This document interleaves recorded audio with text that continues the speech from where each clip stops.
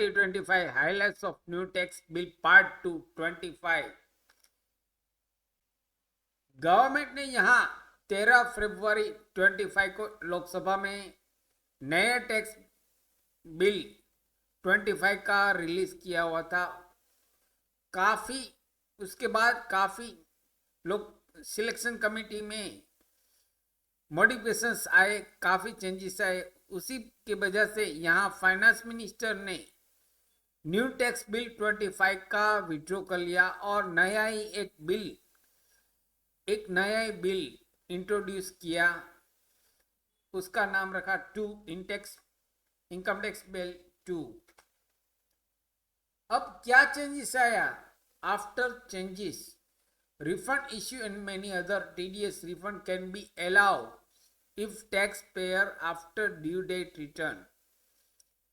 अगर कोई भी टैक्स पेयर का रिफंड बनता है, टीडीएस कट ऑफ होता है, तो उसका अगर वो tax payer after due date return file करेगा तो भी यहाँ गवर्नमेंट की ओर से उसको रिफंड मिलेगा। पहले ऐसा नहीं था, after due date return file करो तो आपको टीडीएस नहीं मिलता था। अब यह नया चेंजेस आ गया है और सिंपल हो गया, ड्राफ्टिंग सिंपल हो गया है। Save litigation, simple structure and language, काफी नया चेंजेस आ गए, सिंपल लैंग्वेज कर दिया गई। पब्लिक को भी समझ में आए कि क्या इनकम टैक्स से जो लोग टैक्स पेयर है उसको काफी दिक्कत होती है इनकम टैक्स रूल्स समझने में। वो यहाँ लो इजी कर दिया गया है 2025 में। टैक्स स्ट्रक्चर लो, पहले कंसोलिडेट 23 चैप्टर्स थे और उसमें 62 पेजेस थे। अब वो रिड्यूस करके 1647 pages, making is more accessible.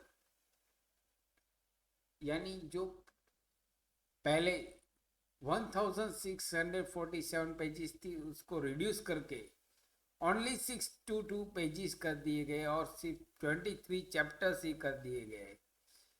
तो ये नए चेंजेस आ गया। No changes income tax slab, no changes income tax slabs as earlier mention previous tax bill tax free up to 12 lakhs। पहले भी टैक्स न्यू बिल में कहा गया था कि 12 लाख को टैक्स पेयर को कोई भी टैक्स पे नहीं करना है, तो वो उसमें कोई भी चेंजेस नहीं किया गया है। वो राहत की बात है यहाँ पब्लिक के लिए कि 12 लाख तक हमें कोई भी टैक्स पे करना नहीं है। वैसे तो 60,000 टैक्स बनता है लेकिन वो पूरा रिबेट है। But short term capital gains 20% if more than income 4 lakhs। अगर आपकी इनकम 4 लाख से ज्यादा होगी तो यहाँ आपको short term capital gains applicable हो जाएगा ऑटोमेटिकली। और लॉन्ग टर्म कैपिटल गेन्स की बात करें तो यहाँ 12.5% एग्जम्पशन लिमिट है। यहाँ 12 टैक्स है लेकिन वो यहाँ 1.25 lakhs तक एग्जम्पशन है। अगर आप 1.25 lakhs तक प्रॉफिट कर रहे हो तो कोई भी टैक्स यहाँ पे नहीं करना है। Assessment terminology, the term assessment is replaced with taxpayer to align with the financial simplifying the tax filing processes। Forget word assessment year and financial year from 1st April 2026।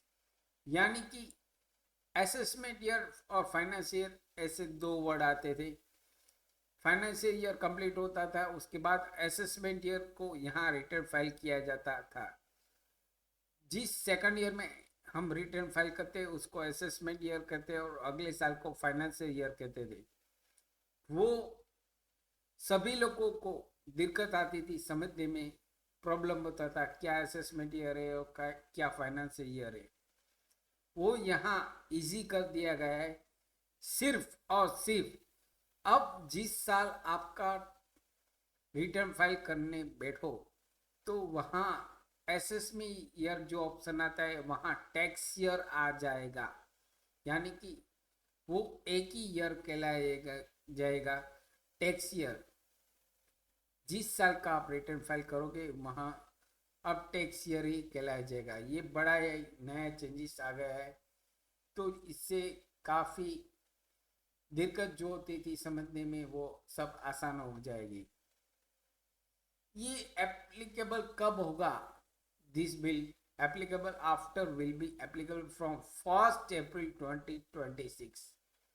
तो ये 1 अप्रैल को नया टैक्स बिल पार्ट 2, जो नया part 2 आ गया update होकर, जो recently 11 अगस्त 25 को रिलीज किया गया और लोकसभा में पास भी हो गया है, वो यहाँ 1 अप्रैल को एप्लीकेबल हो जाएगा।